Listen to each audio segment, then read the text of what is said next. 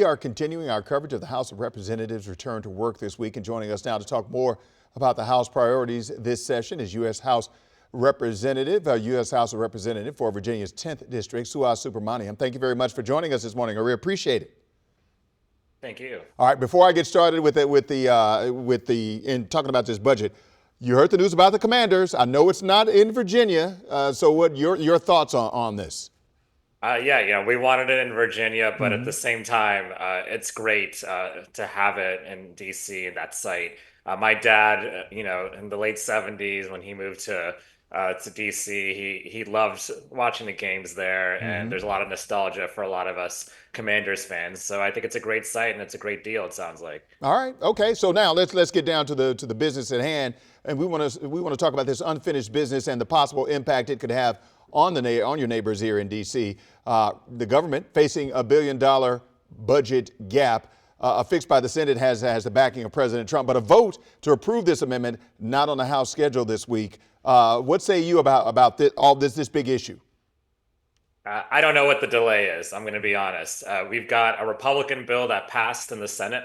We've got the president tweeting his support of it, and we've got all Democrats on board, and frankly, probably most Republicans on board in the House. But I don't know why they're delaying scheduling a vote, because what happens now is there's a lot of uncertainty for DC and the mayor's office. We have to set our budgets in this region, and what happens in DC really affects us in Virginia too. A lot of folks here work in DC, like myself, and so we want to see this get on the floor and pass this week, and we're going to continue to put the pressure on. All right. So as of right now, you don't. It's not on the agenda, and you don't know if it'll get on there at this moment. At this moment, it's not on the agenda. I would be surprised if it doesn't get on there in the next couple of weeks. I mean, frankly, this doesn't have any impact on our budget. The money's already set aside for DC. This is DC's money. And so we're not cutting any spending by doing this. I just think what we're doing right now is really bad for the city. You talk about public safety, right? This is defunding really critical public safety and first responder programs in DC.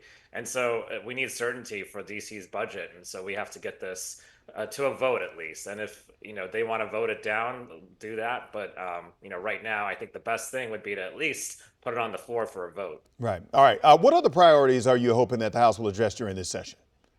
Yeah, right now for our region, these cuts to the federal workforce and to contractors are really devastating.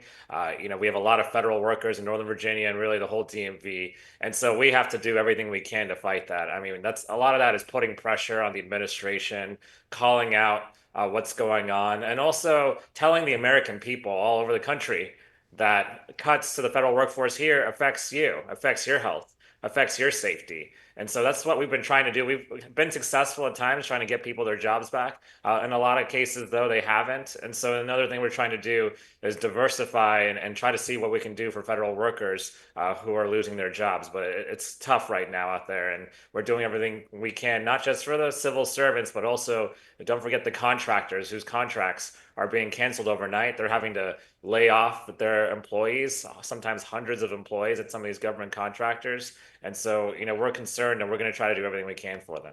All right. And we also know that early voting starts this week in Virginia for several state offices, including for lieutenant governor. What is your message to people at home about getting ready to vote?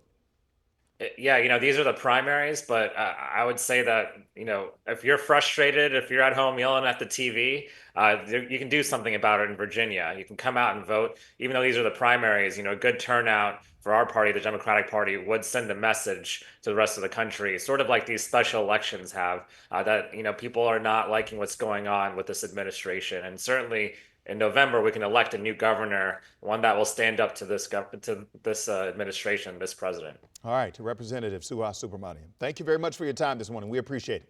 Thank you. All right, take care.